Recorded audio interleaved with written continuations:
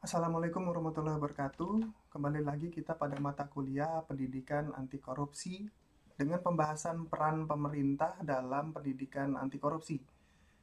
Sebagai konteks bahwa video ini saya buat untuk memberikan pemahaman secara berkelanjutan kepada rekan-rekan mahasiswa, di mana mungkin nanti ketika kalian diberikan pemahaman ini satu kali misalnya seperti itu, mungkin tidak langsung begitu paham, maka kalian bisa menyimak video ini berulang kali sehingga apa yang saya berikan bisa mampu untuk dipahami dengan baik.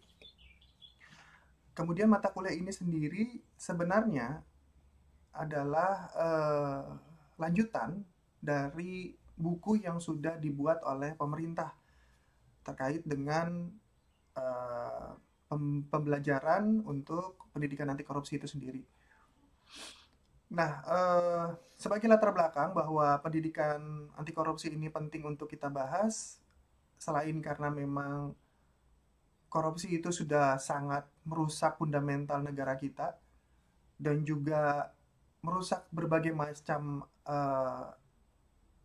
aspek yang terkait dengan kehidupan kita, baik itu secara ekonomi, hukum, ataupun kepercayaan yang ada di dalam lingkungan masyarakat, serta bagaimana caranya penindakan hukum mungkin itu tidak cukup, tapi juga perlu strategi dari pemerintah untuk melakukan pencegahan yang bisa lebih efektif dengan membangun kesadaran seperti ini melalui materi pembelajaran pendidikan anti korupsi. Nah, beberapa pembahasan ke depannya, selama beberapa menit ke depan, kalian nanti akan menyimak slide-slide terkait dengan pengantar materi, kemudian latar belakang, definisi, dan juga tujuan dari mata pelajaran ini. Slide berikutnya ada pembahasan tentang integritas terkait dengan hukum, kemudian patologi yang kita bahas melalui kognisi, dan juga terkait dengan apa namanya neuroscience di dalam pemikiran manusia. Kemudian program yang dilakukan oleh pemerintah terkait dengan pendidikan anti korupsi ini sendiri. Pemerintah juga membahas bagaimana caranya melakukan penguatan karakter dan integritas serta kesadaran di dalam masyarakat. Bagaimana caranya pemerintah juga mengambil peran untuk melakukan kolaborasi dan diakhiri dengan pembahasan kesimpulan dan rekomendasi.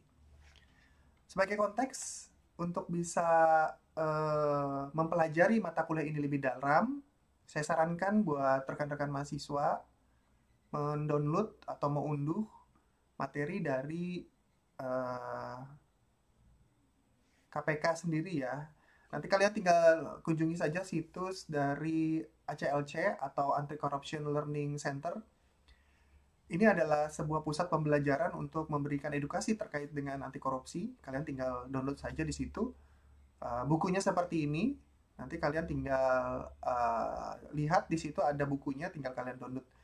Pembahasan saya terkait dengan peran pemerintah dalam mengambil peran untuk pendidikan anti korupsi ini sendiri. Salah satunya pendidikan anti korupsi itu juga ada di dalam materi tersebut. Jadi kalian tinggal baca, kemudian pahami materinya. Saya hanya merangkum apa yang sudah ada di dalam materi itu pada bagian tertentu, kemudian itu menjadi pembahasan kita pada hari ini.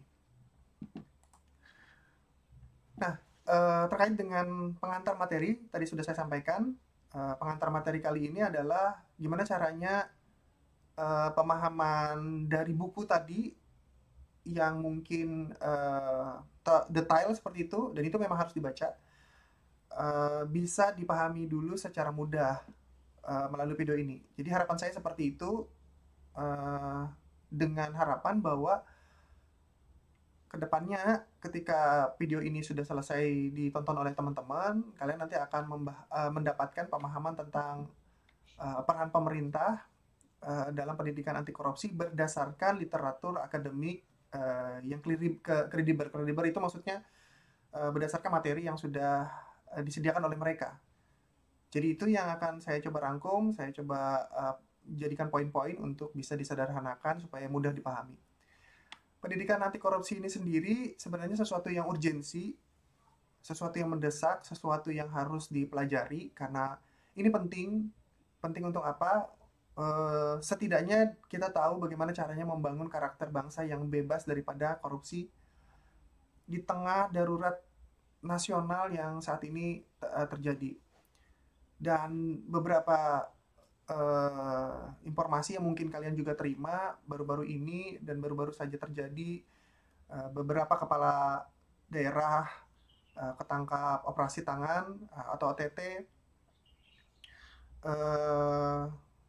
telah melakukan tindak korupsi seperti itu. Jadi mudah-mudahan pembahasan kali ini mampu menyentuh hati nurani kita supaya kita bisa lebih paham bahwa kita harus lebih berhati-hati dalam bersikap.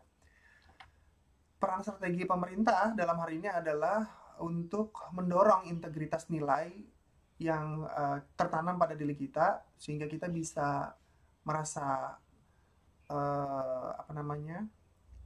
aware atau merasa respon terhadap lingkungan sekitar kita, dan pemerintah juga dalam hal ini memberikan kebijakan kemudian mengimplementasikan, salah satunya adalah dari pendidikan nasional. Jadi itu tujuan dari pemerintah mengambil salah satu peran dalam mengatasi korupsi di Indonesia. Jadi untuk diketahui bahwa dampak korupsi di Indonesia ini sendiri luar biasa ya. Jadi korupsi ini memang sudah merusak tatanan hidup bangsa dan bernegara, baik itu dari sistem hukum, secara demokrasi, dan secara sosial itu berdampak sangat luas sekali. Terutama bagi kita, generasi yang nantinya akan mengembangkan bangsa ini. Jadi tindakan yang dilakukan oleh pemerintah ini kecil besarnya itu berpengaruh kepada keputusan-keputusan yang nanti mungkin akan kita ambil berdasarkan penglihatan kita terhadap pemerintah kita. Keterbatasan terhadap penindakan hukum ini yang menjadi konsen pemerintah saat ini, sehingga memang harus kita akui penindakan hukum belum begitu cukup mengatasi akar permasalahan daripada korupsi itu sendiri yang sifatnya menyeluruh ya. Jadi memang kita pun tidak bisa acuh seperti itu aja, karena kita pun nanti ke depannya, terutama juga rekan-rekan mahasiswa, akan berada pada posisi pemerintahan juga. Sehingga kalau merasa bahwa tindakan hukum kita ini masih kurang, maka sempurnakanlah supaya nanti hukum bisa bertindak tegas dengan lebih baik lagi. Pentingnya mata kuliah ini diajarkan juga untuk pendidikan dasar lainnya, bahwa ini merupakan langkah utama dari pemerintah untuk setidaknya mencegah terlebih dahulu korupsi itu terbentuk sejak dini. Jadi harapan pemerintah ini adalah memberikan edukasi terus-terusan dalam konteks bahwa supaya korupsi itu bisa dicegah lah dari usia sekolah seperti itu. Kemudian bukan hanya itu saja, tapi pemerintah juga melalui regulasi, melalui aturan hukum masuk ke dalam kurikulum sehingga bisa diintegrasikan di situ. Pendidikan anti korupsi ini harus memang diintegrasikan dalam kurikulum nasional di semua jenjang pendidikan agar lebih efektif. Jadi kalau misalnya kita hanya dapat ini informasinya dari televisi, mungkin dari sosial media atau dari media apapun, mungkin itu dirasa kurang cukup karena tidak sistematik secara kurikulum. Makanya dengan ini pemerintah mengintegrasikan pembelajaran ini masuk ke dalam kurikulum. Oke, tujuan dari pembelajaran nasional. Jadi kita harus tahu dulu konteksnya supaya bisa nyambung nih. Kalau ada niat pemerintah untuk memberikan edukasi terkait dengan pendidikan anti korupsi, terkait dengan korupsi, supaya untuk mencegah korupsi itu terjadi, maka salah satu caranya adalah diintegrasikan dalam kurikulum. Tapi konteks bahwa kita harus tahu dulu pendidikan kita ini seperti apa. Nah, pendidikan secara umum, pendidikan nasional secara umum, itu pasti punya tujuan selain memberikan keilmuan yang dipahami oleh pelajar, tapi juga memberikan pendidikan yang kaitannya dengan moral. Jadi kita di sini, baik itu rekan-rekan mahasiswa, saya atau peserta didik lainnya, itu akan diupayakan menjadi manusia yang berakhlak mulia seperti itu, juga berilmu dan juga bertanggung jawab. Jadi berilmu, berakhlak mulia dan bertanggung jawab itu tujuan daripada pemerintah. Dalam hari ini Ki Hajar Dewantara juga menekankan bahwa pendidikan itu adalah upaya untuk memajukan budi pekerti, kemudian pemikiran, dan juga kesehatan dari jasmani kita, rohani kita seperti itu. Anti korupsi ini sendiri sebenarnya adalah proses untuk kita diberikan, jadi kita diberikan nilai-nilai pemahaman terhadap anti korupsi. Jadi nilai-nilai pemahaman anti korupsi itu kan ditanamkan untuk membentuk karakter dan juga moral dari peserta didik. Peserta didik itu dari mulai tingkat TK, kemudian dasar sampai dengan perkuliahan. Jadi niat awalnya adalah pendidikan anti korupsi ini diberikan untuk memberikan pemahaman terhadap nilai-nilai anti korupsi dan bisa membentuk karakter serta moral dari peserta didik secara umum. Kemudian pemeran pemerintah masuk di sini. Jadi pemeran pemerintah ini memastikan bahwa semua proses itu berjalan dengan baik. Jadi bertanggung jawab terhadap proses pendidikan yang masuk di dalam kurikulum sehingga membentuk sikap yang mencerminkan tentang integritas yang baik. Jadi lagi-lagi ujungnya adalah bagaimana caranya integritas itu baik. Jadi seperti itu. Nah, bagaimana konsep kurikulum ini bisa masuk? Jadi integriti seperti apa yang bisa kita masukkan ke dalam kurikulum?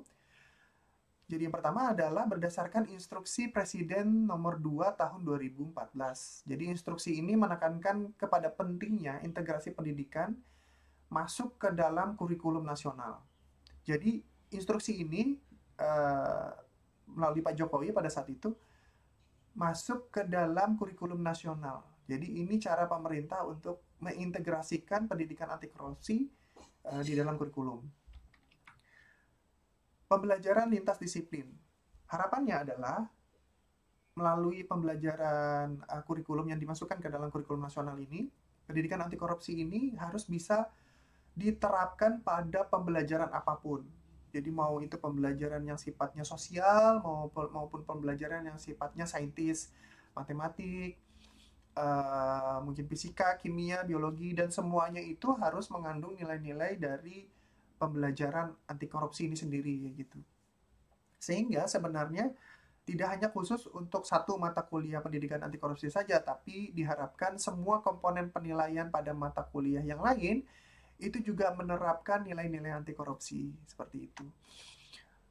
Kemudian selain daripada itu, pemerintah juga mengambil peran untuk memberikan pelatihan terhadap guru atau dosen secara khusus.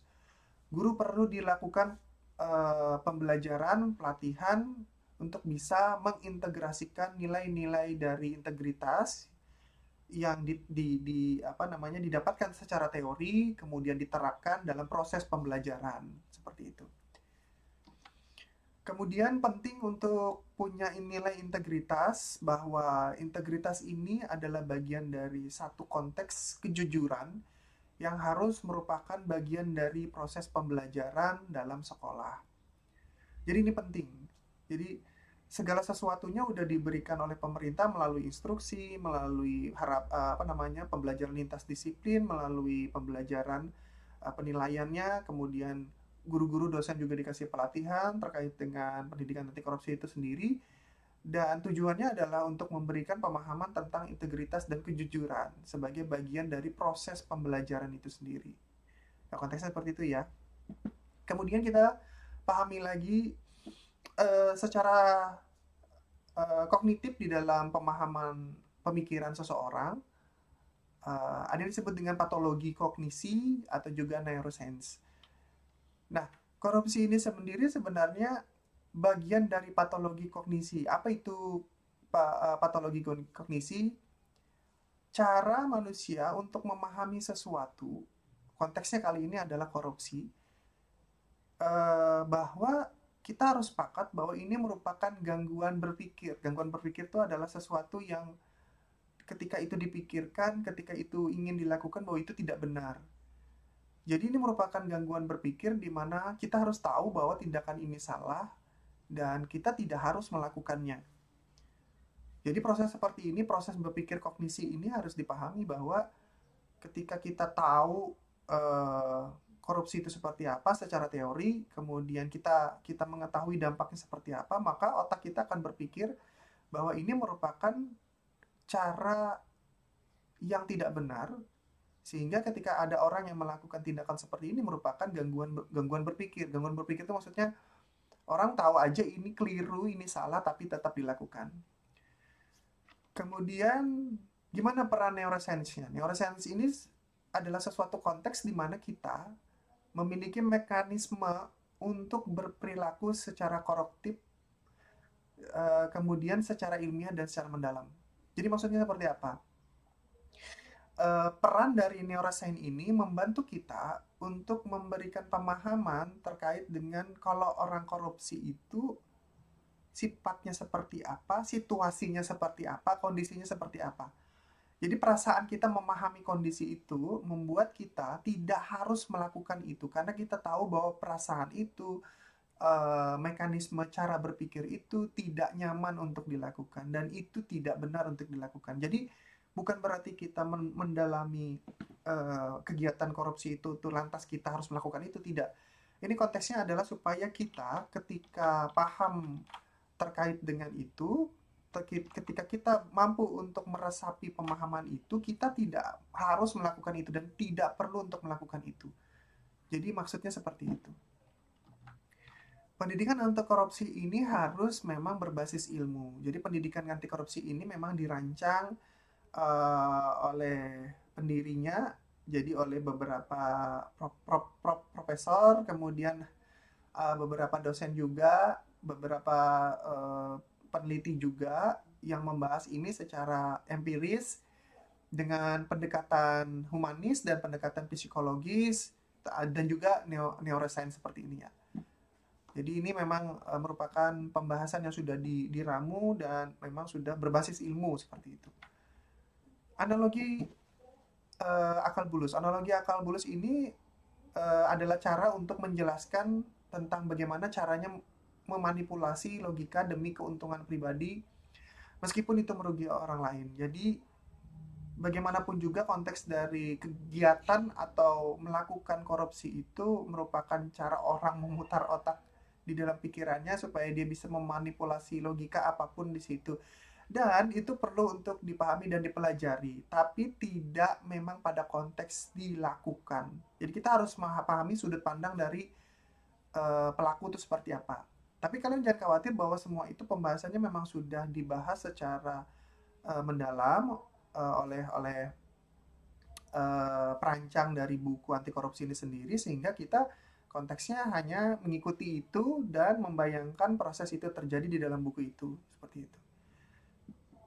Kemudian program dari pendidikan anti korupsi yang diterapkan oleh pemerintah.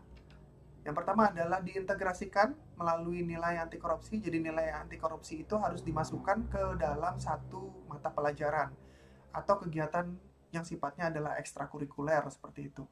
Jadi selain dari mata kuliah pendidikan anti korupsi yang ada di perkuliahan, kalau di tingkat dasar mungkin memang tidak spesifik pendidikan anti korupsi, tapi itu bisa diintegrasikan ke dalam mata pelajaran yang ada kayak gitu.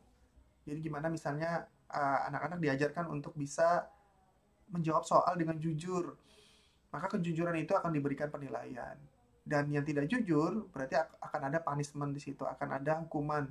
Hukumannya ya yang sifatnya memang dilakukan dalam konteks bidang keilmuan seperti itu. Masuk ke dalam ekstrakurikuler tematik dalam hal ini adalah kegiatan yang dilakukan di sekolah, OSIS, Pramuka, PMR, atau apapun, proyek kolaborasi kah, atau yang sifatnya mengusung tema dari anti korupsi. Kemudian pelatihan guru dan tenaga kependidikan. Nah, pelatihan guru ini penting untuk menyampaikan bahwa materi anti korupsi itu harus disampaikan. Dan ini memang efektif dan efektif untuk bisa sampai kepada anak-anak. Jadi yang diajarin ini mengerti anak-anaknya karena dari gurunya, gurunya juga dapat pemahaman itu melalui pelatihan. Dan gurunya juga bisa memberi inspirasi kepada peserta didik, seperti itu. Dan integrasi terhadap internasionalisasi partisipasi. Jadi pendekatan partisipasi ini melibatkan siswa, guru, mahasiswa, dosen dalam diskusi, kemudian dalam simulasi, dalam studi kasus. Beberapa langkah sudah dilakukan terkait dengan diskusi, terkait dengan mengerjakan tugas, terkait dengan pemahaman studi kasus, dan itu juga sudah dilakukan dengan baik, seperti itu. Kemudian bagaimana caranya untuk menguatkan karakter dan integritas itu sendiri. Jadi penguatan karakter dan integritas itu caranya seperti apa? Kita bisa lihat dari nilai integritas utamanya dulu. Nilai integritas utama itu sudah diberikan melalui materi pada pertemuan sebelumnya, jadi kalian tinggal nyimak saja. Ada 9 nilai konteks di sana, bahwa nilai konteksnya yang pertama jujur, disiplin, tanggung jawab, kerja keras, berani mandiri, sederhana, adil. Kemudian ada peduli. Nah, itu juga ditanamkan kepada semua mahasiswa dan semahasiswa lah, seperti itu. Kemudian peran lingkungan. Peran lingkungan penting, bahwa ada guru, ada orang tua, lingkungan, apapun berperan besar mempengaruhi karakter daripada si siswa atau mahasiswa. Sehingga bisa punya sifat menumbuhkan integritas daripada siswa. Dari contoh yang ada, dari dukungan yang ada, itu bisa membentuk perilaku-perilaku anak itu bisa jadi lebih baik lagi.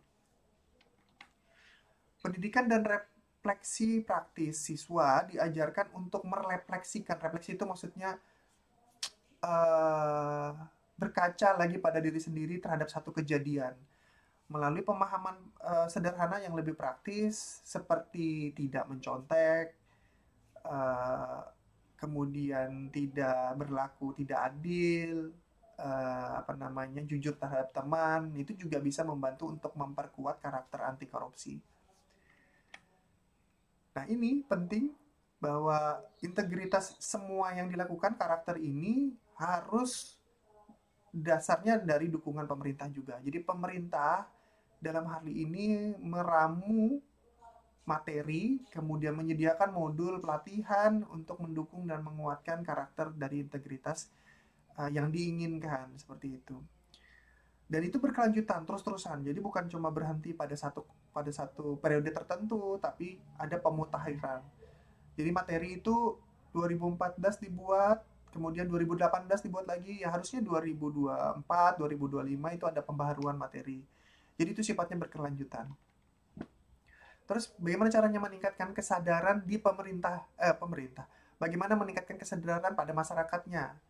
Meningkatkan kesadaran pada masyarakat itu adalah sesuatu konteks yang penting, karena itu merupakan pendidikan anti korupsi juga sejak dini.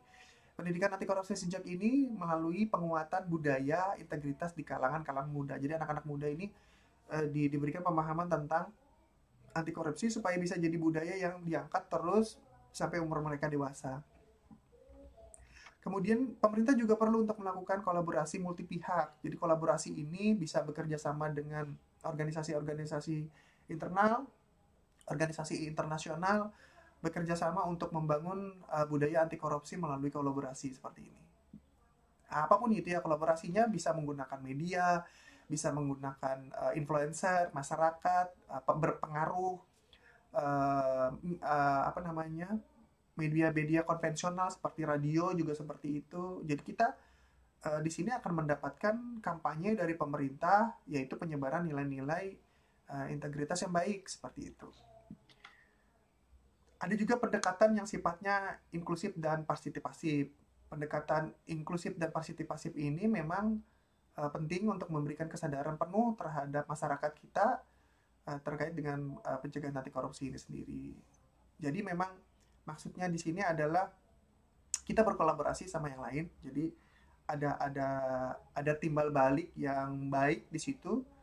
Ada tambahan, ada dukungan dari sekitar kita yang juga sama-sama ikut membangun.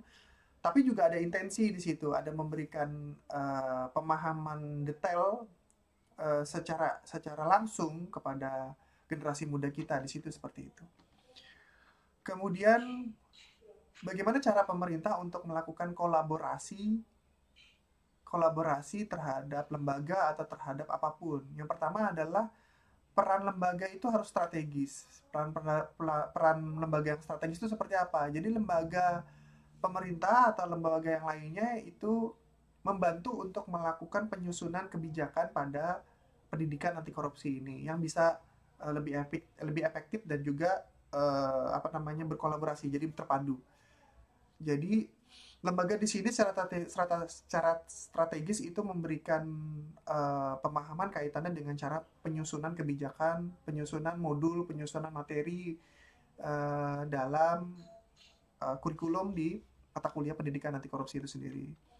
Terus program kolaborasinya seperti apa? Jadi program kolaborasinya itu salah satu contohnya ada yang disebut dengan pelopor, nanti kalian tinggal cek lagi, dicek saja. Program kolaborasi dengan beberapa pihak untuk penyelenggara kaitannya dengan memberikan pelatihan, memberikan penyuluhan, memberikan fasilitas untuk kolaborasi di lintas sektor terkait dengan keilmuan pendidikan anti korupsi itu yang nanti akan diberikan kepada peserta didik. Kemudian sinergi dan berkolaborasi. Sinergi antar lembaga, jadi ini saling sinkron nih. Jadi itu juga harus efektif. Jadi dari pemerintah melakukan tindakan seperti ini, efektif dengan kolaborasi, efektif dengan melakukan penyuluhan berkelanjutan, supaya nanti pendidikan anti korupsi ini bisa disebarkan dan diimplementasikan secara menyeluruh. Jadi ini salah satu hal yang dilakukan oleh pemerintah, diawali dengan memberikan instruksi kebijakan, kemudian diturunkan dengan bagaimana caranya memberikan peran strategis di dalam kurikulum, kemudian memberikan pelatihan-pelatihan kepada guru, kepada dosen, untuk memberikan pemahaman terkait dengan materi, terus juga pemahaman tentang cara untuk memberikan materi pendidikan anti korupsi ini secara pedagogis seperti apa, secara andragogik itu seperti apa, jadi pembelajaran terhadap anak-anak seperti apa, pembelajaran terhadap orang dewasa seperti apa. Kemudian terlepas daripada itu, pemerintah selain daripada pendidikan ini juga kepada peserta didik, pemerintah juga memberikan pelatihan pendidikan anti korupsi atau pemberian penyuluhan terhadap pendidikan anti korupsi itu juga ke masyarakat, ke lembaga, sehingga semua ini dilakukan secara bersamaan, kemudian berkelanjutan, sehingga nanti implementasinya itu bisa sifatnya menyeluruh, seperti itu. Itu yang dilakukan oleh pemerintah ya. Nah, sehingga akhirnya adalah pemerintah itu harus punya peran paling penting. Pemerintah harus punya peran paling penting, paling utama untuk mendorong pendidikan anti korupsi dilakukan melalui kebijakan, melalui integrasi secara kurikulum. Pendidikan anti korupsi itu harus efektif, harus saintifik, harus sistematik, dan menyeluruh untuk membentuk karakter anti korupsi yang diinginkan, yang ditanamkan kepada generasi muda.